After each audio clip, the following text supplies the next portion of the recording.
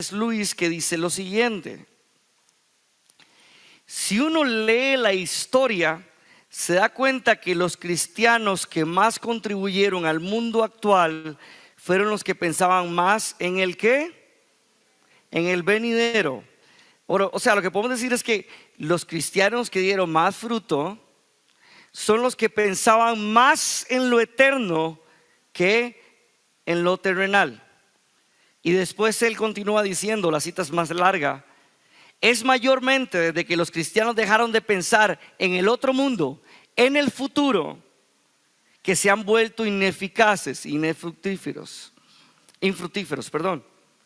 Si apuntamos a las cosas del cielo o pensamos en lo eterno primero, lo de la tierra viene por añadidura. ¿A qué nos refiere C.S. Lewis con esto?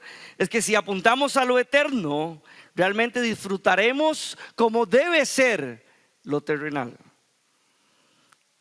El punto de C.S. Lewis es que cuando el cristiano deja de pensar en lo eterno, deja de pensar en lo verdaderamente valioso, se enreda y se distrae demasiado en lo pasajero. Se distrae demasiado en el trabajo, en la familia, en los hijos, en la carrera, y se vuelve un cristiano ineficaz e infructífero.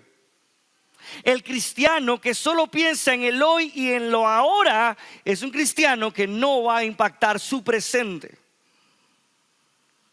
Lo eterno y lo futuro es lo más importante, y solo así podemos impactar nuestro presente. Eso es exactamente lo que Dios quiere decirle a los creyentes de Esmirna: perseveren y vivan pensando en la eternidad. Porque si viven pensando en la eternidad, van a tener una recompensa eterna. Y teniendo esto en mente, vamos a capítulo 2, versículo 8. Dice: escribe al ángel de la iglesia en Esmirna. Recuerden lo que les dije el domingo anterior. Ángel, hay dos posturas: que se refiere al pastor principal o al anciano, o que se refiere a un ángel, específicamente con la idea de ser el encargado o ser el que se refiere como al cuidado y el dominio de Dios sobre la iglesia de Esmirna. Luego hablemos un poquito de dónde está esta iglesia. Esta iglesia está en Esmirna. Esmirna es una ciudad que existe hoy en día. Es una ciudad metropolitana de Turquía que se llama Izmir. Y si pueden ver en sus pantallas, actualmente es algo como esto. Hoy se ve un poquito mejor todo el PowerPoint. Es algo como esto, como un puerto muy importante para el país turco. En este momento, o en el momento que se escribe, contaba con algunos edificios tan importantes que era llamado la Corona de Asia Menor. De hecho, es muy interesante porque tenía una calle tan prominente que le ponían por nombre Calle de Oro. Ya por eso entendemos un poco más las analogías del libro de Apocalipsis. La Calle de Oro. De hecho, en la década de los 80, en el año 80 después de Cristo, los judíos habían echado a todos los cristianos de sus sinagogas. Estaban hostigando, persiguiendo a cada uno de los creyentes, y Esmirna se volvió un lugar hostil para los creyentes. De hecho, en el año 155 después de Cristo, según Osborne, el famoso obispo cristiano o el líder pastor de la iglesia en Esmirna, llamado Policarpio, fue quemado vivo en Esmirna. Fue quemado vivo por negarse a llamar al César Señor, por negarse a decir al César Kyrios, o sea, dueño, amo y soberano. Este pastor fue quemado vivo porque para él y para los primeros cristianos, el único Señor, dueño y amo del universo es Jesús. Hermanos, el culto y la adoración al emperador se hizo muy fuerte en Esmirna, y a los cristianos se les presionaba para adorar al emperador y así tener una estabilidad social y económica. Los cristianos tenían que decidir o adorar a Jesús o adorar al César, con las implicaciones que esto conllevaba. Y en medio de esta situación terrible, Jesús mismo le dice que el que escribe es el primero y el postrero. Esto está muy relacionada con el alfa y el omega, la primera letra del abecedario griego y la última letra. Pero específicamente en capítulo 1, alfa y omega está ligado a Dios, Dios Padre, mostrando que el primero y el postrero es Jesús mismo diciendo: yo soy Dios mismo. El primero y el postrero. Hermanos, qué hermoso, porque vemos que Juan tuvo una visión de Jesús en capítulo 1. Y esta visión la divide a las cartas a las iglesias, y cada parte específica de la visión es para hablar algo de la situación específica que está viviendo la iglesia en Esmirna. El primero y el postrero, el que estuvo muerto y vive, dice esto. Esta frase está ligada a la situación contextual de la iglesia. Esta frase está tomada de capítulo 1, versículo 17, y muestra a Jesús como soberano. Óigame acá, primero y postrer es que tiene el control del tiempo, tiene el control del pasado, del presente y del futuro, y todo está en sus manos. Y pase lo que pase, no importa si llegan a morir, deben entender que todo está en mis manos, dice Jesús. No se preocupen, yo tengo el control, aunque no lo parezca. Qué increíble forma de presentarse Jesús ante una iglesia que está siendo perseguida en un ambiente sumamente hostil. Jesús mismo dice: no se preocupen, yo tengo el control del tiempo y el espacio. Como lo dice Osborne en su comentario, este mensaje fue especialmente relevante para una iglesia que sufría una terrible oposición. Necesitaban escuchar que Jesús todavía era preeminente y Jesús todavía velaba por ellos. Hermanos, cuando estemos en situaciones de dificultad, lo que necesitamos oír es que Jesús diga: soy el primero y el postrero, y yo tengo el control de lo que sucede.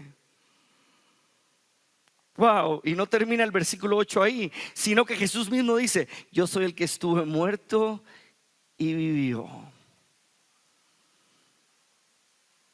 Ustedes están siendo perseguidos y afligidos, iglesia de Esmirna, pero ¿saben qué? Yo he vencido la muerte y en mí tienen garantía de la vida eterna. Su futuro final está asegurado, aunque estén angustiados y moribundos. Ya ha sido dada la victoria, y la muerte no es el final, sino un paso para llevarnos a disfrutar y degustar de esa victoria verdadera y plena en la vida misma de Jesús.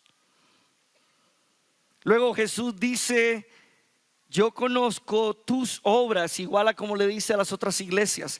Yo sé todo, sé cómo actúan, sé cómo piensan, sé qué es lo que desean. Yo conozco tus obras. Jesús sabe lo que están pasando, y parte de lo que están pasando es la tribulación. Hermano, lo he dicho una y otra vez en este libro. Nos han enseñado que hay que leer el Apocalipsis para ver en qué momento nos vamos a ir y ya no vamos a pasar la tribulación.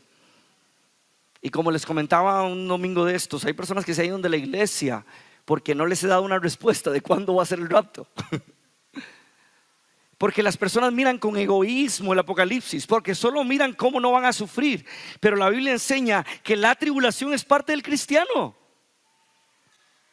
Pensar que es un libro escapista es reducir lo que Cristo está diciendo.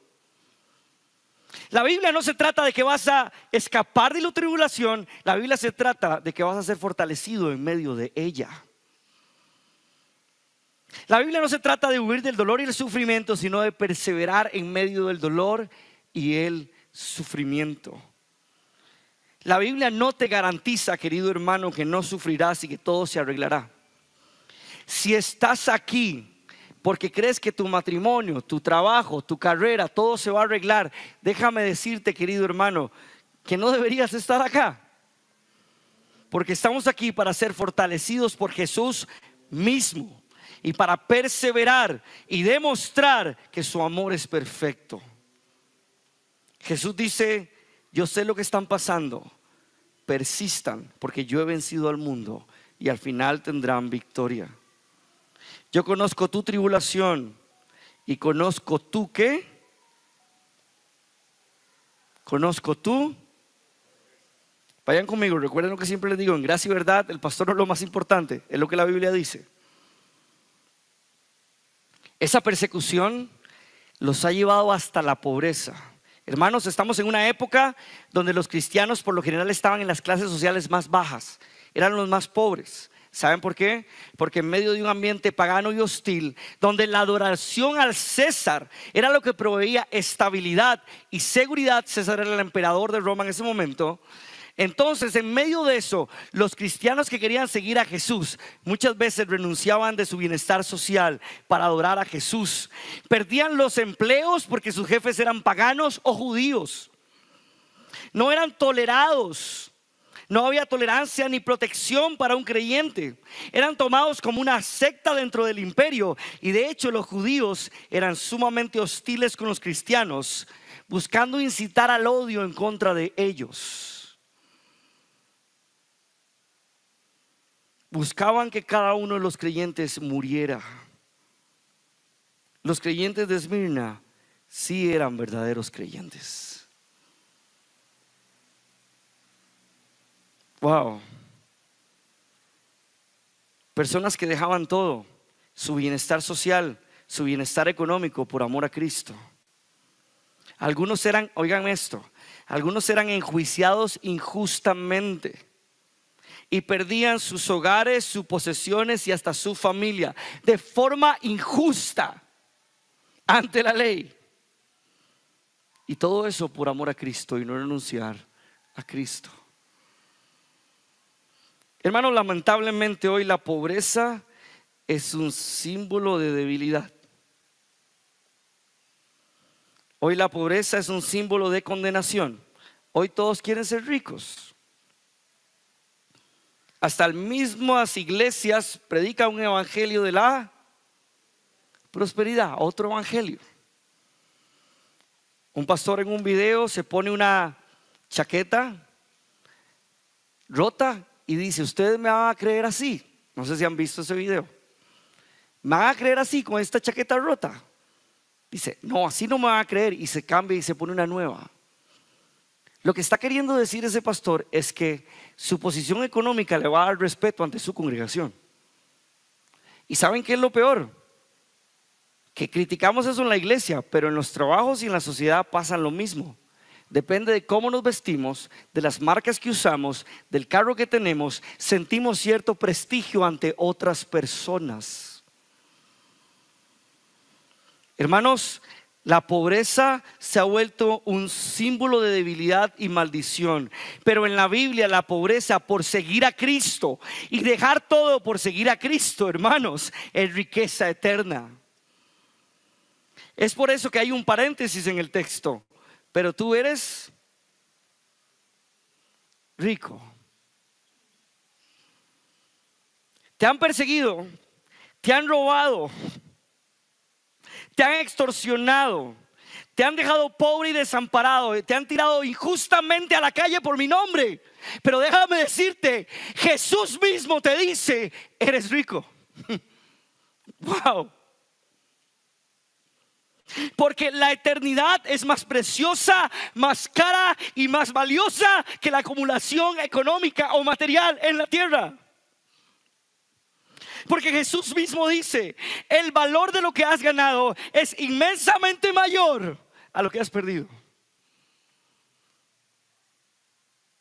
Debes comprender que lo eterno es más valioso que lo pasajero. Querido hermano, tu estatus, tu dinero, tu trabajo, tu empresa, tu cuenta en el banco no debería darte seguridad. Lo que debería darte seguridad es Cristo mismo, y es Dios que tiene el control del tiempo y del espacio. En este preciso momento, querido hermano, puedes estar adorando el estatus, el dinero y el trabajo aún estando aquí sentado. ¿Y sabes qué es lo peor? Que puedes pensar que por estar acá estás bien.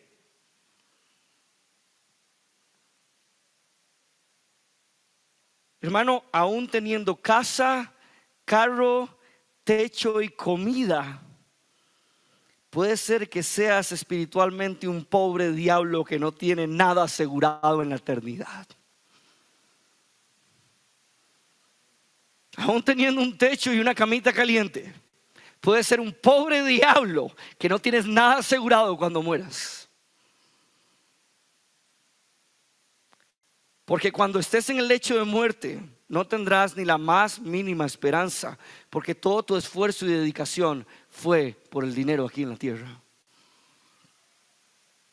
Querido hermano, hermana, amigo y amiga que nos visita, aunque suene complicado y sumamente difícil de digerir, déjame recordarte que nuestra condición caída, nuestra naturaleza y nuestro corazón malo tiende a alejarse naturalmente de Dios. Es por eso que la persecución, el sufrimiento y la enfermedad son necesarios. Hermano, a veces una enfermedad es más valiosa que el dinero, porque te permite ver a Cristo y depender de Cristo y no depender de ti mismo.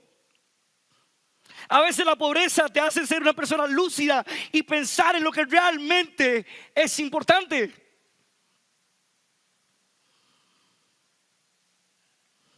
Hermano, la enfermedad y la tribulación son caminos que nos acercan más a Dios.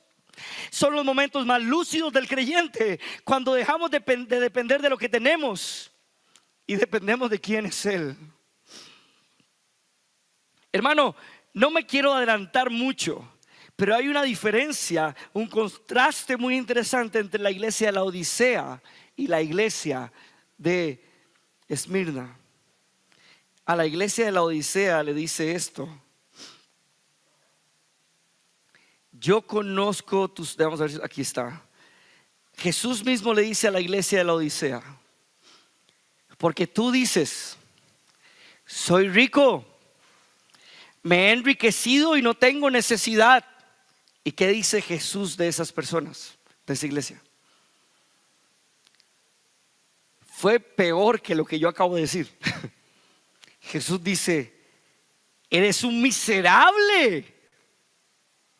Jesús, eres un miserable.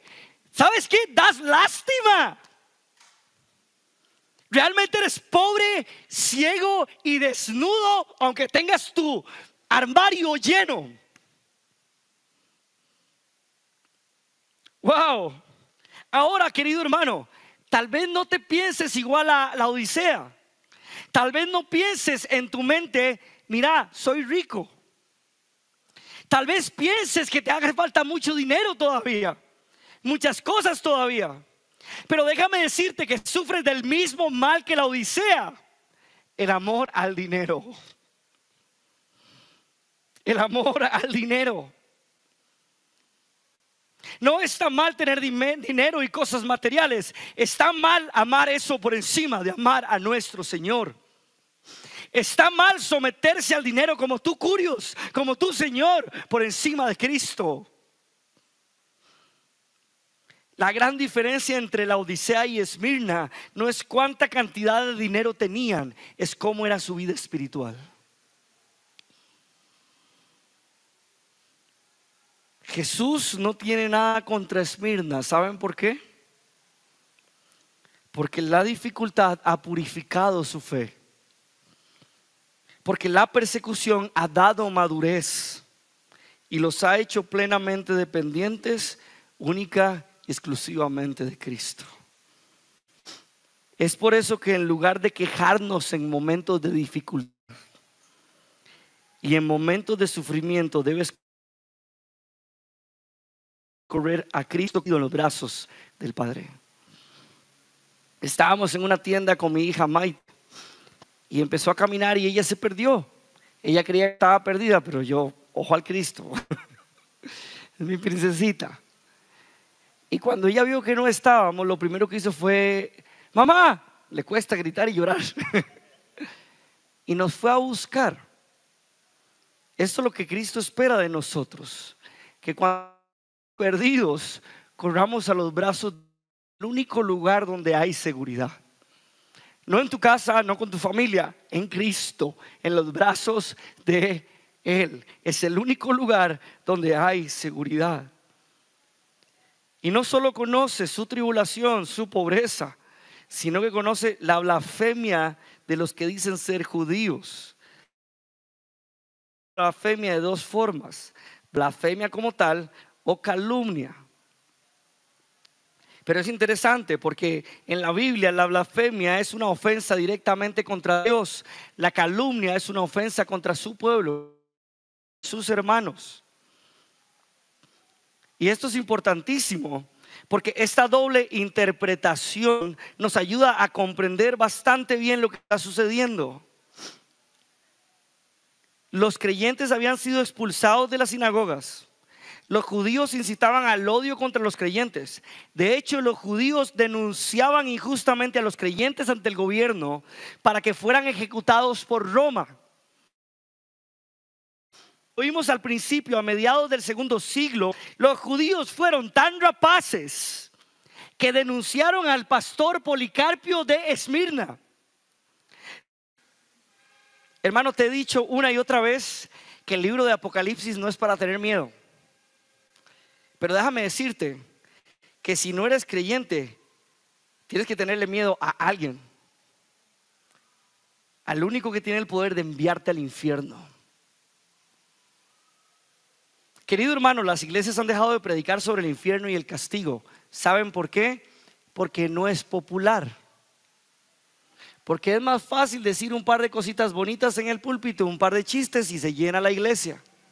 Pero han dejado de predicar el castigo y el infierno porque no es popular. Pero déjame decirte, debes tener un terrible miedo de qué va a pasar con tu alma. Debes tener temor de qué va a pasar al final de tus días.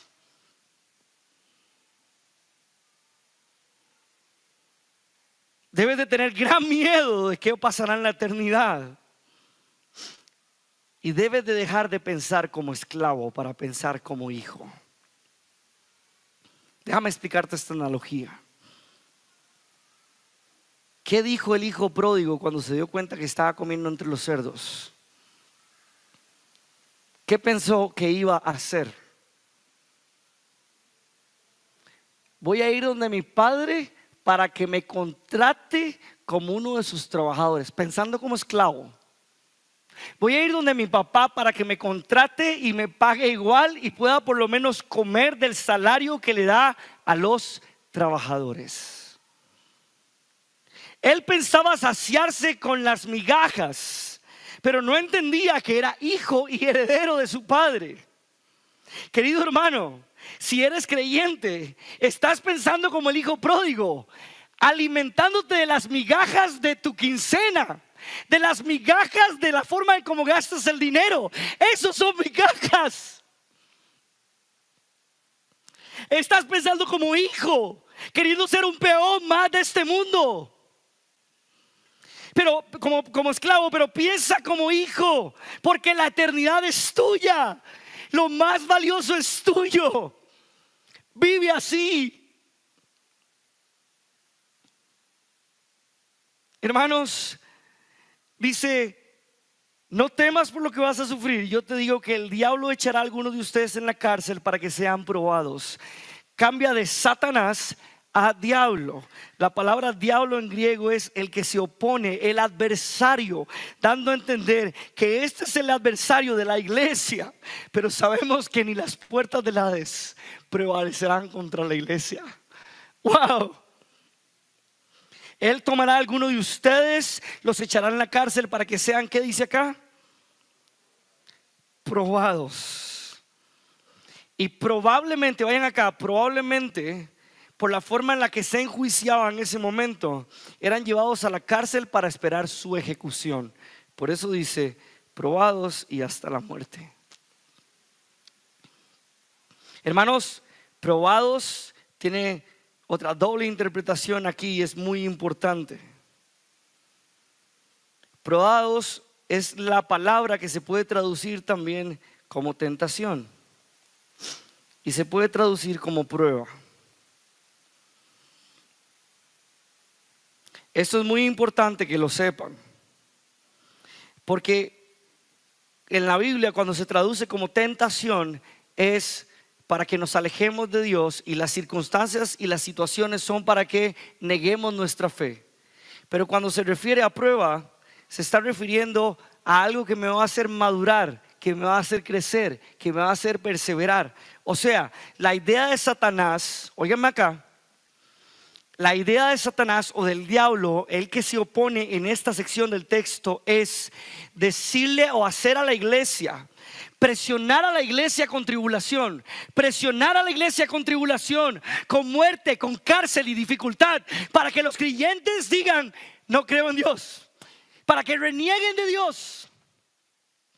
Esa es la idea de Satanás. Pero al traducirse como probado, es porque Dios sabe que al final, aunque llegue la muerte, su fe será establecida y purificada, y al final llegarán a estar con Jesús mismo. Wow, querido hermano, cuando vengan situaciones difíciles a nuestra vida, no la veas como una tentación para alejarte de Dios, velo como una prueba para ser más como Cristo. Y si somos fieles, te daré la corona de vida. Esta tribulación era por 10 días. Probablemente este número da la indicación de un tiempo corto pero difícil y lleno de muerte. Es muy interesante y que la ciudad de Esmirna era tan hermosa y cosmopolita que se denominaba la corona de Asia. Y es muy interesante que con este vocabulario les dice a los creyentes: perseveren y al final recibirán la corona. Porque el cristianismo no es una carrera de 100 metros, es una carrera larga de perseverancia y esfuerzo. Y termina diciendo: el que tiene oído, oiga lo que el Espíritu dice a las iglesias. El vencedor no sufrirá daño ¿de qué? Todos conmigo aquí arriba. El vencedor no sufrirá daño ¿de qué? De la muerte segunda. Ya les había prometido desde sentido positivo la corona de vida, pero ahora les quita el aspecto negativo, la condenación. Hermanos, no sufrirán daño de la muerte segunda, porque ahí es donde sí tienes que tener miedo. Porque ahí sí se pesará si eres creyente o no. Porque al morir en este mundo, la segunda muerte es el lago de fuego y el infierno, y ahí no hay esperanza. Es por eso que deben perseverar y resistir en la tribulación. Porque no importa lo que venga, ni lo alto ni lo profundo, ni ninguna otra cosa creada nos podrá separar del amor de Dios que es en Cristo Jesús. Querido hermano, déjame preguntarte algo.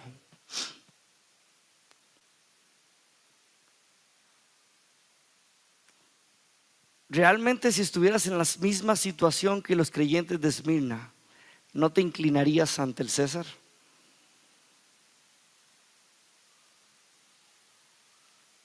¿Dejarías tu vida, todo lo que has construido hasta hoy, para morir, para ver morir a tus hijos? Hermanos, la carta de Esmirna y el Apocalipsis en general es para que resistan y perseveren y no se distraigan con este mundo. No te distraigas con este mundo. Entiendan la eternidad. Hermanos, tu eternidad está en juego hoy. Como dice Osborne en su comentario, la fe en el libro de Apocalipsis se ve como perseverancia, poniendo nuestra confianza en Dios soberano sobre la historia. Y de hecho Él quitará todo sufrimiento de su pueblo y traerá victoria. ¿Estás dispuesto a sufrir por esa victoria? ¿Estás dispuesto a sufrir hasta la muerte por el evangelio de Cristo? Porque esto no es jugando, no es venir un par de días a la semana a la iglesia, sentarse, cantar y aplaudir.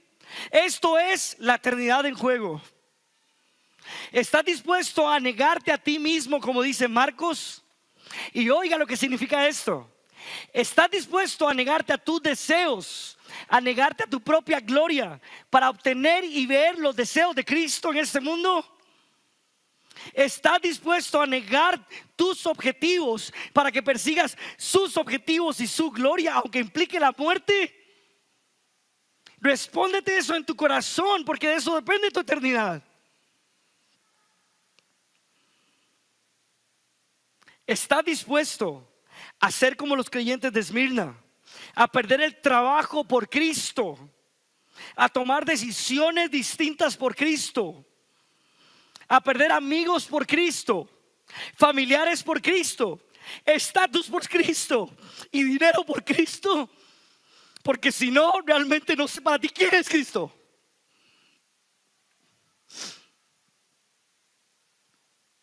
Jesús dice en Mateo 10:37, esta es nueva versión internacional: si amas más a tu padre y a tu madre más que a mí, no eres digno de ser mío. Si amas más a tu hijo o a tu hija más que a mí, no eres digno de ser mío. Si te niegas a tomar la cruz y a seguirme, no eres digno de ser mío. Si te aferras a tu vida, la perderás, pero si entregas tu vida por mí, la salvarás. Quítale padre y pon cualquier cosa: trabajo, dinero, estatus. Amas más eso que a Cristo, si no, no eres digno de Él. Amas más eso que a Cristo, si no, no eres de Él. Hermanos, tenemos que dejar de pensar en este mundo. Y te ruego encarecidamente, tu vida está en juego. Tu eternidad está en juego.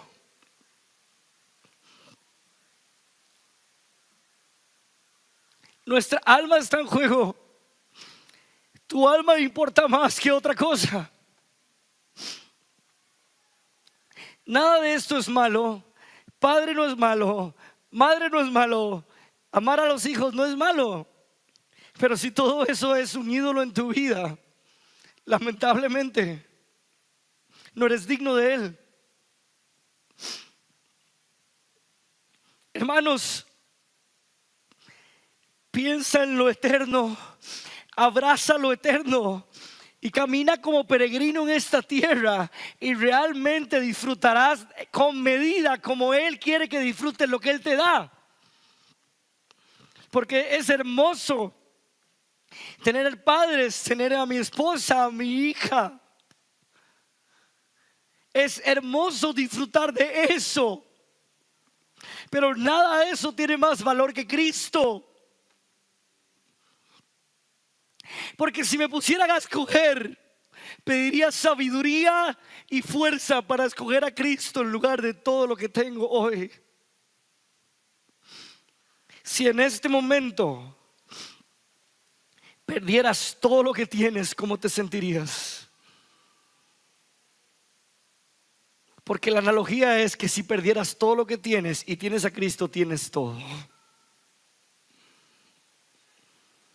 Dejemos de pensar como esclavos, queriendo saciarnos con las migajas del dinero, las migajas del estatus, las migajas de cómo nos vemos, cómo nos parecemos, y pensemos en saciarnos con lo eterno. Porque en el momento que te sacias con lo eterno, esto de aquí es realmente disfrutable y bien de la forma en la que Dios determinó que se disfrutara. Pensemos como hijos libres. Pensemos como hijos que miran la eternidad, y cantemos como redimidos, que estamos seguros de que nuestra salvación está en Él, y que nos perdone si amamos más otra cosa que a Cristo. Pongámonos de pie para orar. Padre celestial, soberano y glorioso Dios, perdónanos, Padre celestial,